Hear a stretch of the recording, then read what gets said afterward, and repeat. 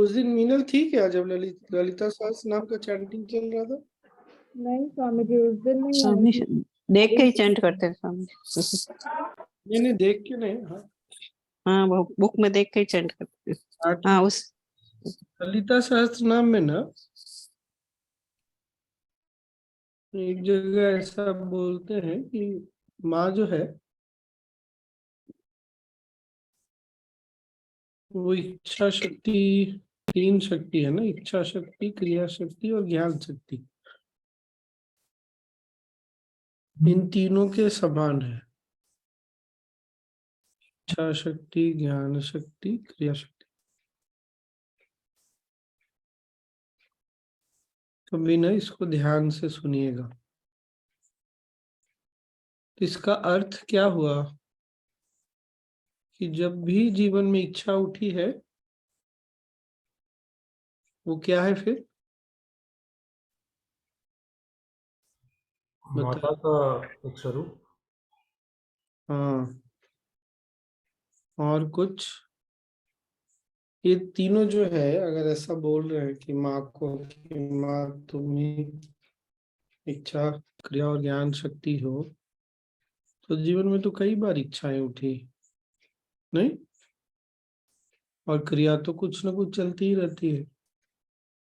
अभी सुन रहे हैं, देख रहे हैं, कुछ एनालिसिस विश्लेषण चल रहा है, और जैसे ही ये सजगता आती है कि ऐसा चल रहा है तो ज्ञान शक्ति हो गई। इसका जीवन में फिर इम्प्लीकेशन को हिंदी में क्या बोलेंगे?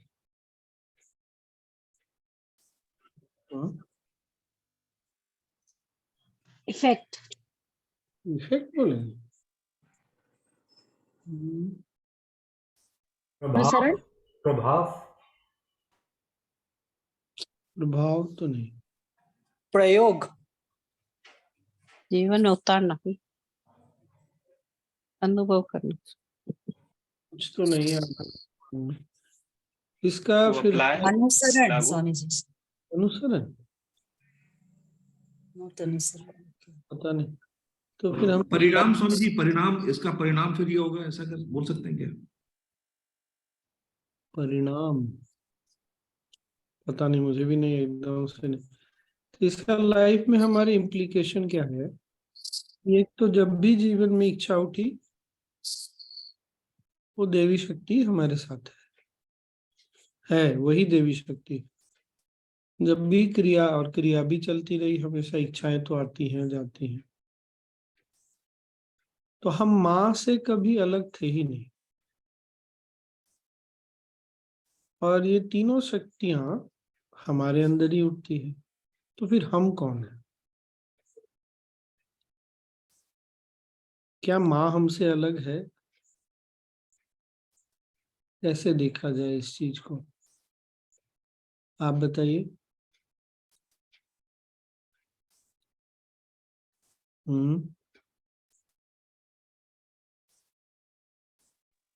समंदर और उसकी लहरें, हम तरंग। समुंदर कौन है? शक्ति, वो चेतना, मूल चेतना। और हम लहर है। लहर, तरंग। तो लहर में इच्छा उठ रही है क्या? ऐसा कैसे हो जाएगा? स्वामी जी, क्या देवी शक्ति और शिव तत्व जो होता है वो अलग अलग है या एक ही है वो भी? पहले मेरे प्रश्न का उत्तर दो ना। हाँ, उसी को सोच रही थी, तो मुझे लगा रुद्रम में तो पढ़े हर जगह शिव तत्व है, फिर तो दोनों उत्तर दे दो, अगर अलग है तो क्या, एक है तो क्या। नहीं, आप ही से समझना है स्वामी जी को एक्चुअली। तो ये तो बस सोचिए, फिर क्या है, हम और माँ अलग है क्या? तो हम कौन है फिर? तो फिर मैं कौन हूँ?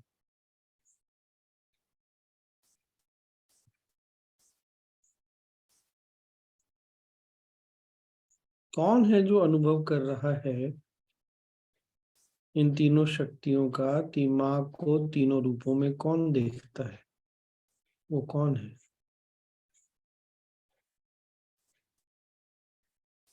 वही चैतन्य शक्ति स्वामी जी। कि माँ के रूप में। हाँ, अब वो तो सही है। और क्या है ना, बड़ा इंटरेस्टिंग। स्वामी जी, तो ये हमारे ही प्रतिबिंब हो गया। है ना, बड़ा इंटरेस्टिंग। ज्ञान सामने में है, आंखों के सामने, मतलब ऐसा कहने के लिए शब्दों में, पर हमने कभी इसको ध्यान दिया नहीं। नहीं?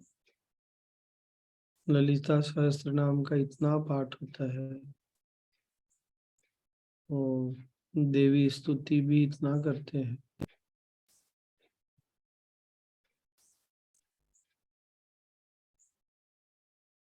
इसको ना बहुत तरह से देखा जा सकता है, लेकिन ये जब हमको स्पष्ट हो जाता है ना, ये माँ, मातृशक्ति, देवी शक्ति और हम अलग नहीं है।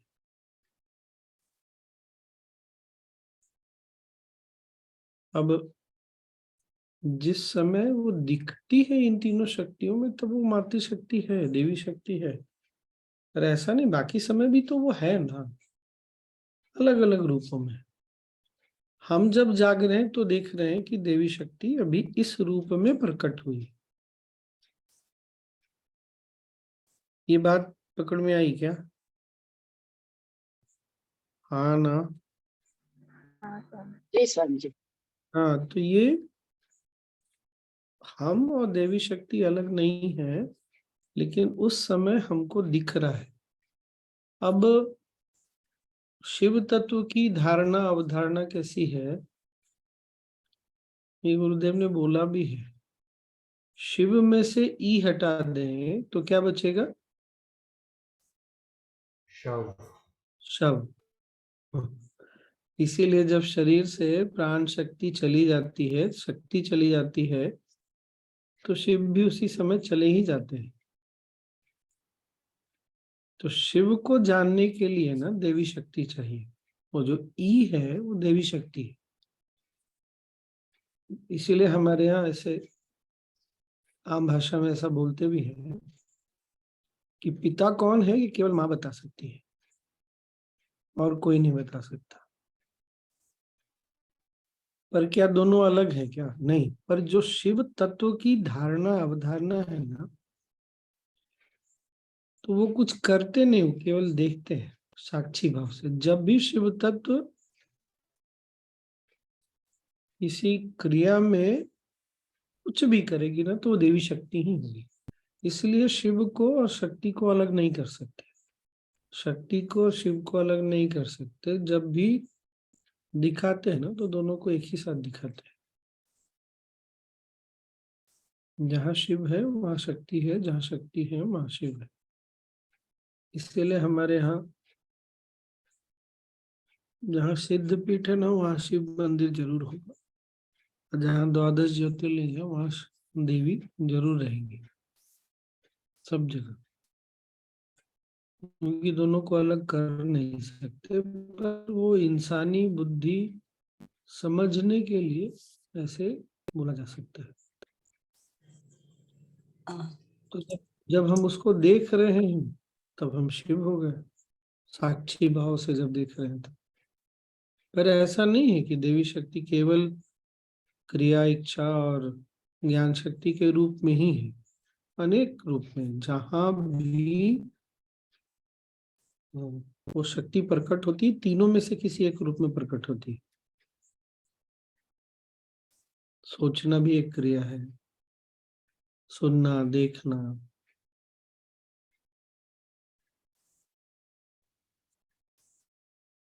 और ज्ञान तो क्या है? सजगता। जैसे ही जागे, सजग हुए, अरे तो कौन किसको देख रहा है? देवी ही देवी को देख रही है। उस देवी शक्ति को कोई और देख भी नहीं सकता। जहां वो शक्ति रहेगी वही उस शक्ति को देख सकती है। जैसे कोई मृत शरीर पड़ा है तो वो न देख सकता है, न सुन सकता है, कुछ नहीं कर सकता। क्यों? शक्ति ही नहीं है वहां पर। तो जहां शक्ति रहेगी वही देख सकेगी कि शक्ति कहाँ है। ये बात समझ में आई क्या, पकड़ में आई? इसीलिए कहते हैं ना गुरुदेव, बिना शिव बने शिव की पूजा नहीं हो सकती। और उसी तरह बिना, जैसे ये बड़ी अज्ञानता है इस तरह से बोलना कि आज मैंने माँ के दर्शन किए, तो देखने वाला कौन है फिर? आज शिव जी को देखा मैंने, तो देखने वाला कौन है फिर? पर वो प्रौढ़ता नहीं है, तब हमारी बुद्धि या हमारा मन ऐसे देखता है, बोलता है और इन सब बातों के ट्रैप में पड़ जाता है। हम भी शिव का दर्शन करेंगे, तो देखने वाला कौन है भाई? कौन उसका अनुभव करेगा? है ना सुंदर? एक जगह जाके लगता है उत्तर है भी, एक जगह जाके लगता है उत्तर नहीं भी। इसका उत्तर है पर इसका उत्तर नहीं है। जब ऐसी स्थिति आए ना, तो समझ लीजिए हमारा मन जो है ना वहां पहुंच गया, क्योंकि वहां पर कोई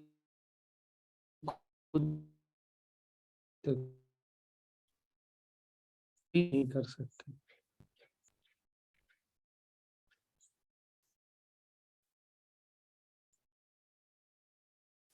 गुड नो।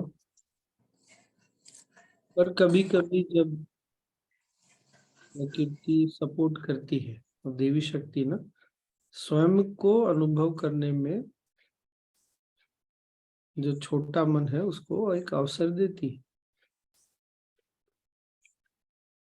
संध्या का समय है, सत्संग में है, गुरु की उपस्थिति में है, शिवरात्रि है, नवरात्रि है, तो ऐसे समय में समय हमको सहायता करता है स्वयं को जानने के लिए। देवी शक्ति या शिव को जानने में नहीं, स्वयं को जानने में। अब इसी को कोई ऐसे बोले कि देवी को जानने में, शिव को जानने में, वो भी बिल्कुल ठीक है, पर वास्तव में हम किसको जान रहे हैं? स्वयं को ही पहचान रहे हैं, स्वयं को ही जान रहे हैं।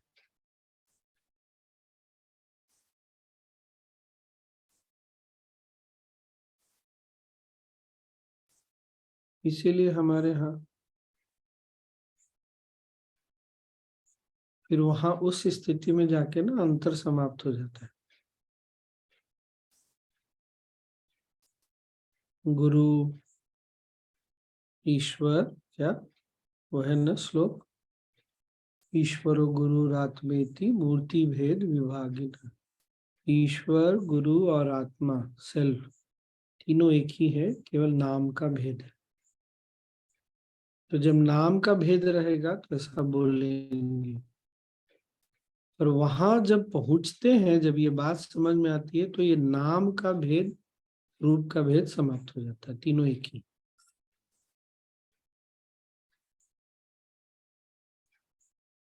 क्या इतना अद्भुत नहीं? और फिर उस समय जैसे मुझे बार बार यही लग रहा है कि शब्द अधूरे हैं, कैसे इसको अभिव्यक्त किया, नहीं बोल सकते आप इसको, केवल इसको अनुभव कर सकते हैं। पर जब शब्दों से बुद्धि में एक बार वो वाव वाला तो आता ही है, अद्भुत, तो अच्छा तो लगता है, पर वहां शब्दों का कोई स्थान नहीं है।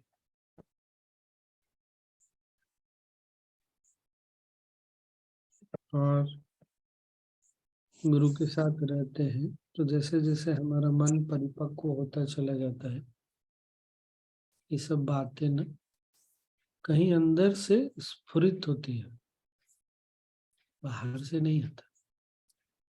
सीमा बहुत देर से कुछ बोलना चाह रही, हाँ बोलो ना सीमा। स्वामी जी, ऐसे मैं 2-4 दिन पहले ही सोच रही थी श्री रुद्रम के बारे में, जब मैंने सुना था कि शिव तत्व हर जगह है, ऐसी कोई जगह नहीं है जहाँ पे शिव तत्व ना हो। तो फिर वो जैसे आपने अभी कहा तो वो क्लिक हुआ मुझे कि शिव से ए हटा दे तो शव, शव में शिव तत्व चले जाता है शव से। तो ये हम कैसे बोल सकते हैं कि वो सब जगह है? शव में तो नहीं है वो। है ना, पर बिना शक्ति के दिखेगा नहीं ना। शिव को पहचानेगा कौन जब शक्ति नहीं तो?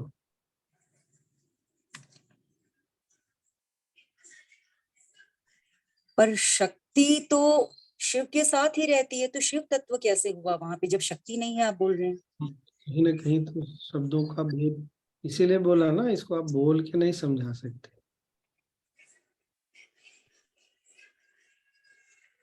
वो शक्ति वहां पर अब प्रकट नहीं हो रही। बिना शिव और शक्ति, अरे शरीर कोई मर गया तो मरने के बाद क्या होता है? पंचभूत आपस में जाके मिल जाते हैं जहाँ मिलना रहता है, हो गई बात, कहानी खत्म। तो पंचभूत आए कहाँ से और जाते कहाँ है? कहाँ से आते हैं और कहाँ जाते हैं बताइए?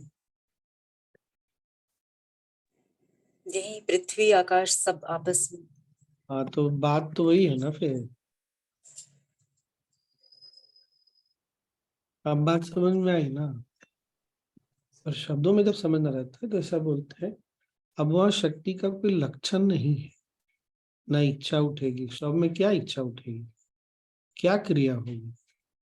मतलब अब शक्ति वहां पर दृष्टिगोचर तो नहीं। अब ललिता सहस्त्र नाम या कहीं भी जब स्तुति करते हैं तो वो तो केवल हमको सजग कर रही है ना। देवी शक्ति कहाँ कहाँ कैसे कैसे दिखती है, पर इसका मतलब ये थोड़ी है कि केवल उन्हीं जगह में दिखती है वो। अब बात समझ में आई? हाँ, देवी शक्ति तो थी ही, पर हमको बुद्धि के स्तर पे समझाने के लिए बोल रहे हैं ना। मैंने पहले ही बोला, इच्छा शक्ति, ज्ञान शक्ति, क्रिया शक्ति है, पर केवल वहां स्वरूप में थोड़ी है। इसीलिए तो 1000 नाम है।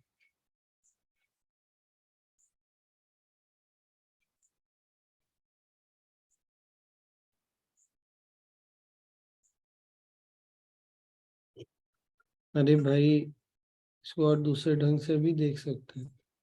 पत्थर है, पत्थर पड़ा हुआ है, लकड़ी है, लकड़ी पड़ा हुआ है। वही पत्थर को मूर्ति बना देते हैं तो हमको उसमें ईश्वर देखने लगता है। प्राण प्रतिष्ठा कर दो, ईश्वर देखने लगता है। वही लकड़ी की एक मूर्ति बना देते हैं तो हम उनको जगन्नाथ बोलने लगते हैं।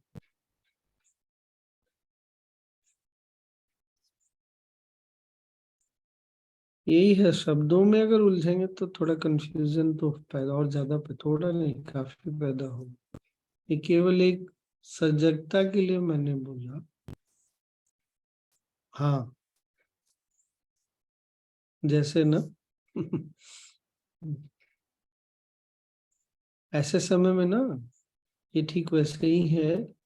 अरे देखो आज चंद्रमा कितना सुंदर दिख रहा है, तो देखने वाला ना दो तरह से रिएक्ट कर सकता है। हाँ हाँ, बड़ा सुंदर दिख, अगर आपको ऐसा लग रहा है तब आपको बात पकड़ में नहीं आई।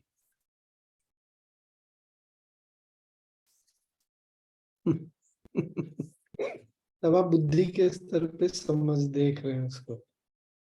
और सच में आशय भाव पकड़ में आता है तो कैसे होता है पता है? वाह, देखा हुआ, बस इतना ही है। सुंदरता को कोई व्यक्ति महसूस कर रहा है, बोल रहा है, देखने तो आपको देख के शब्दों में थोड़ी आप बोल पता चल सकता है। कैसा अद्भुत है।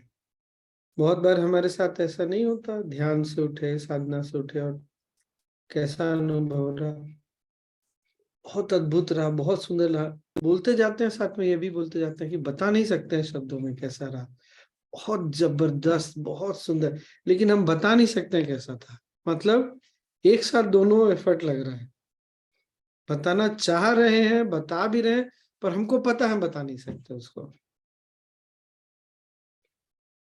नहीं, शिवरात्रि में बैठे, कोई पूछे क्या हुआ, गुरुदेव के साथ आप थे क्या, बहुत अद्भुत था, बहुत सुंदर था, लेकिन हम बता नहीं सकते हैं क्या कैसा था। ये वही है, एक स्तर पे जाके शब्दों को, बुद्धि को छोड़ना होता है। और इसी बात पे हम इतनी देर से बकबक किए जा रहे हैं।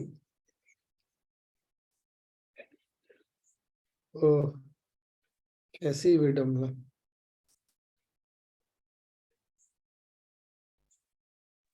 स्वामी जी, शक्ति को शक्ति की कृपा मिलाना मतलब पात्र होने से शिव की शक्ति भी मिल जाती है, मतलब शिव को भी प्रसन्न कर सकते हैं। करने की जरूरत ही नहीं है। शक्ति एक बार शक्ति की कृपा हो गई तो हो गया। अरे क्या प्रसन्न करना है वो, हम मतलब ललिता जाके सहस्त्र नाम पढ़ने से। ठीक है, यही बोल रहा हूँ ना, शब्दों की एक सीमा है। तुम तुम और हम क्या प्रसन्न और क्या उनको करेंगे, जाग गए यही उन तो शिव हो गए, तो कहानी खत्म हो गई। किसको, स्वयं को ही तो प्रसन्न कर रहे हैं, इसका मतलब किसको प्रसन्न करेंगे हम, स्वयं को ही तो। हम ही तो शिव है और हम ही शक्ति है। पर सुन के बोलने में भी थोड़ा अटपटा लगता है, हम कैसे बोलते हैं, कोई क्या बोलेगा। गुरुदेव ने बोला है ना, थर्ड पर्सन, सेकंड पर्सन और फर्स्ट पर्सन, सुना है ना। ईश्वर वहां है, बोलने में बड़ा अच्छा लगता है। थोड़ा और मेच्योर होते हैं तो हाँ, गुरुदेव ईश्वर स्वरूप ही है। पर जब यहाँ आता है अपने आप को बोलना, तब पसीने छूट जाता है। अपने आप को हम कैसे बोल सकते हैं।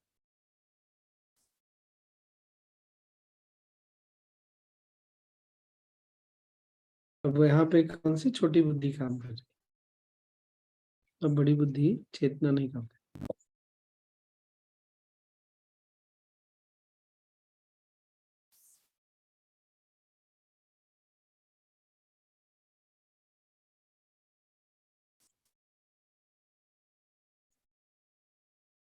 फिर से बोल रहा हूँ, बुद्धि से जाना नहीं जा सकता,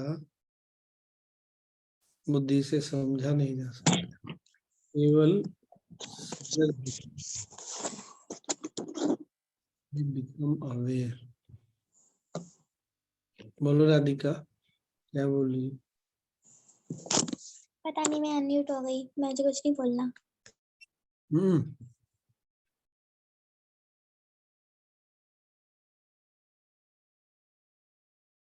तो बस शिवरात्रि का यही उपहार है, ऐसा मानकर जाइए, सो जाइए, विश्राम करिए। स्वामी जी ध्यान आज सोमवती अमावस्या, ये क्या है, आज ध्यान करना अच्छा। अच्छा, बड़े चतुर है सब। स्वामी जी, हाँ, ऐसे पूछना है कि शक्ति ने शक्ति का आपने जो बताया है इच्छा शक्ति का, तो इच्छा शक्ति हम लोग के पास तो अलग अलग होता है, जैसे वो भावना पवित्र के हिसाब से वो है डिफरेंट ना, होता है। इसीलिए तीन रूप बताए हैं ना देवी शक्ति के। माँ काली के रूप में तमस की अधिष्ठात्री देवी, माँ लक्ष्मी के रूप में रजस की अधिष्ठात्री देवी, और सरस्वती के रूप में सत्व की अधिष्ठात्री देवी। मतलब तमस भी जहाँ है वो देवी ही है। पर वो अलग अलग कैसे होता है अलग अलग पर्सन को? अरे अलग अलग कैसे होता है, क्या क्या मतलब, इसका क्या मतलब हुआ। कि ज्ञान समझना और ज्ञान को लेना, वो तो अलग अलग कैपेसिटी होता है हर लोग का, और इच्छा भी अलग अलग होता है, तो वो अलग कहाँ से होता है शक्ति, वो मुझे समझ में नहीं आ रहा। वो तो जैसा अलग कहाँ होता है, मतलब हाँ, तुम जैसे ये एक ही पूछ रहे हो कि ये हर व्यक्ति में अलग अलग क्यों है। हाँ, मतलब कहाँ से इससे उसका सोच। इससे कोई अंतर नहीं पड़ता, लेकिन जो भी व्यक्ति है वो देवी शक्ति का अनुभव कर सकता है। क्योंकि फिर से बोल रहा हूँ, इच्छा, क्रिया और ज्ञान हर व्यक्ति में है। अलग कहाँ से होता है, उससे कोई अंतर नहीं पड़ता।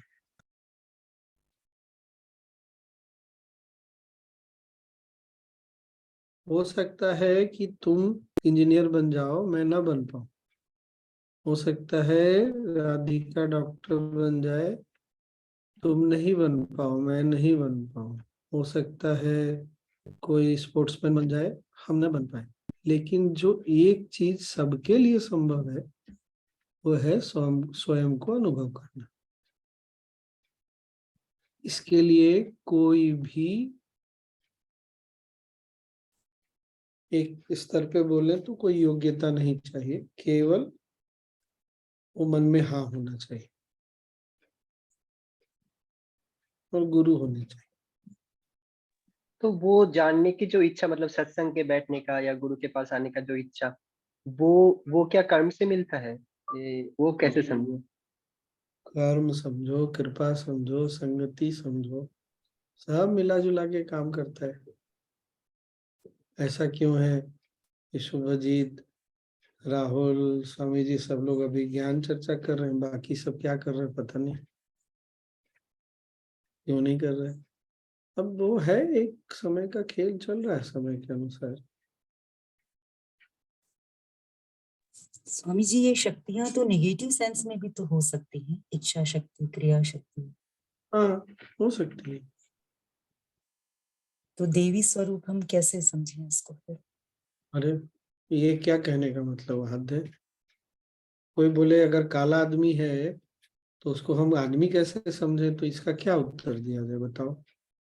कोई नाटा आदमी है तो उसको हम इंसान कैसे समझे? दैवीय गुण स्वामी जी, दैवीय गुण कैसे हुए वो, ये किसने पूछ रहे बोला? कि अभी तो बोला मैंने, माँ काली तमस की अधिष्ठात्री देवी है। तो दैवी गुण का मतलब ये थोड़ी है कि देवी इस भाग में रहती है, इस भाग में नहीं रहती है, ऐसा थोड़ी होता है। हाँ? ये सब कहाँ से मन में आता है? ऐसा थोड़ी है कि जहां पर सूर्य की रोशनी है, उजाला है, देवी वहीं रहेंगी, जहाँ अंधेरा है वहां नहीं है देवी। देवी तो सब जगह। मैं बोला ना, जितना इसको बुद्धि के स्तर पे जाएंगे उतना और कंफ्यूज करेगा ये।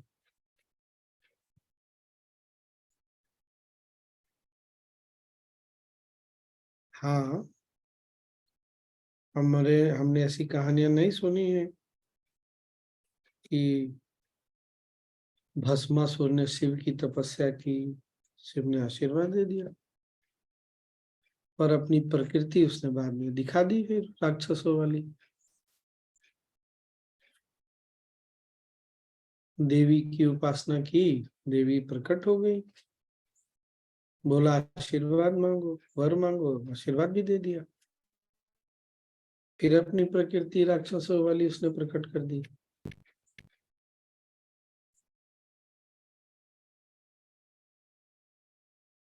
तो संभावना सबके पास है, सत्व में चले, रजस में चले, तमस में चले, जैसी जैसी प्रकृति है वैसी वैसी होगी। और जहाँ तम, इसीलिए मैं फिर से बोल रहा हूँ, माँ काली को तमस की अधिष्ठात्री देवी बोलते हैं।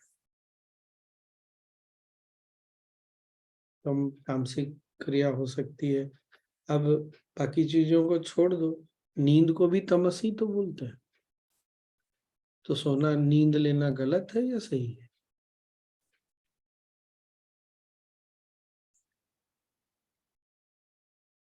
फिर से बोल रहा हूँ, शब्दों में बुद्धि में उलझेंगे तो उलझते रह जाएंगे। हाँ स्वामी जी, इससे ये क्लियर हुआ कि कहते हैं हर किसी में जो ईश्वर का वास है। अब चीज ये क्लियर हुई इस आपके बोलने से। इसलिए इसको बुद्धि के स्तर पे नहीं, अभी मैंने बोला ना, रे वाह कितना सुंदर दिख रहा है चंद्रमा, कितना सुंदर सीन है, तो केवल उसमें बोल सकते हैं सच में, तब वो अलग होता है। और ये कि हाँ सच में बड़ा, तब आप बुद्धि के स्तर पे बात कर रहे हैं।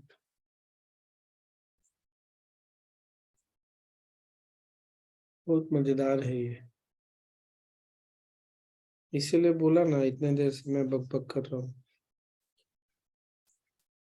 ये ठीक वैसे ही है जैसे कोई मौन की व्याख्या कर रहा है पिछले 1 घंटे से।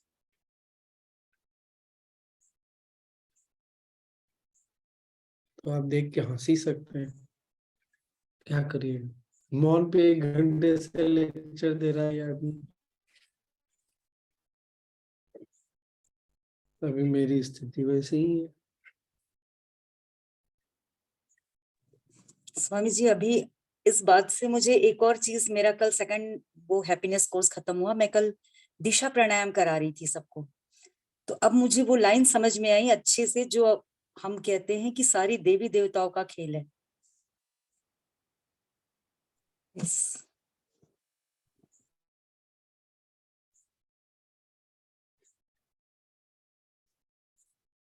चलो भाई, शलाका ने बोला है ध्यान करने के लिए,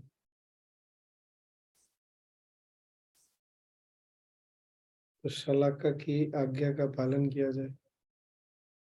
चलिए बैठिए, आराम से बैठिए। अगर पानी है तो 1-2 घुट पानी भी पी लीजिए।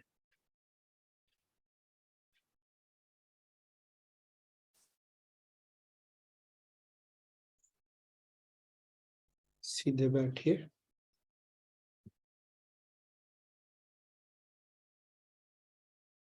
आंखें बंद कर लीजिए।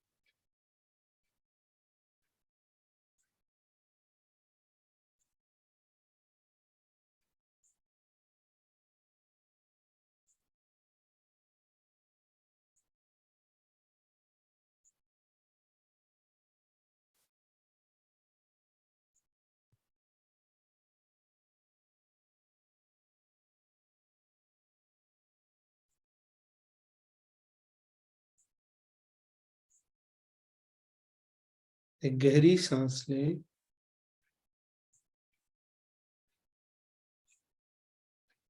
छोड़ें और शरीर को स्थिर करें।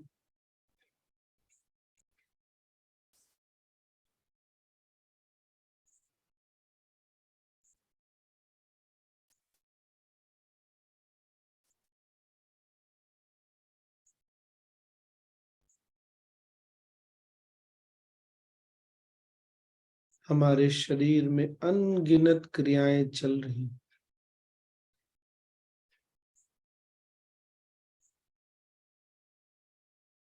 हृदय में धड़कन, रक्त का प्रवाह,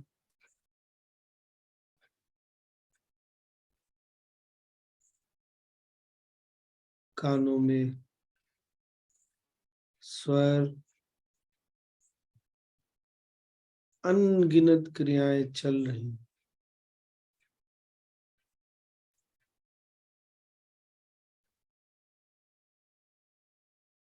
जिस शक्ति से ये क्रिया चल रही है, उसको, उसके प्रति सजग हो जाए।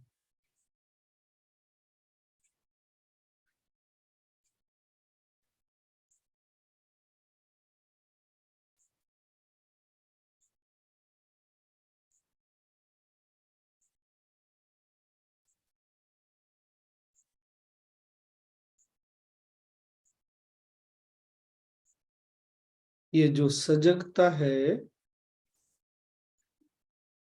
जो इस शक्ति को के प्रति सजग है, इस सजगता को भी देखें।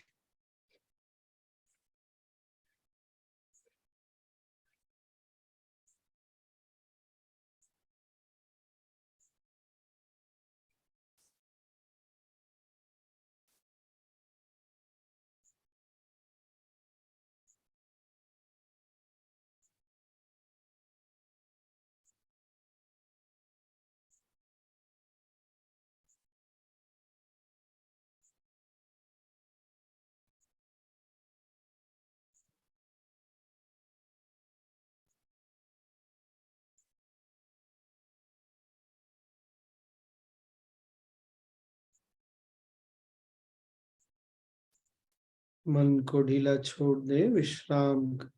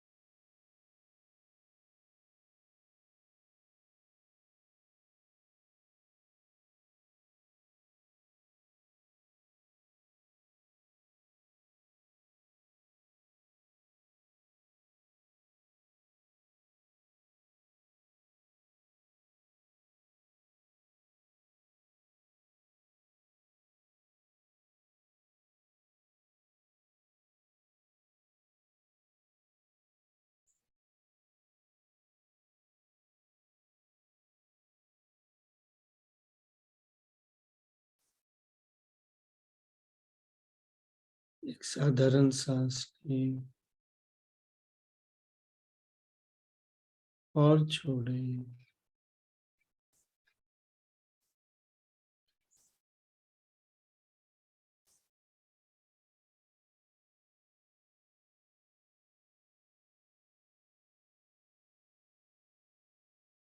मन ही मन अपने शरीर का स्मरण कर ले।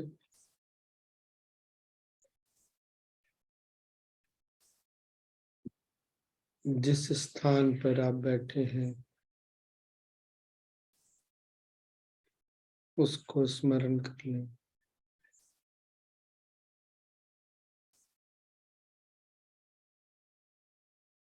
और धीरे धीरे आंखें खोल सकते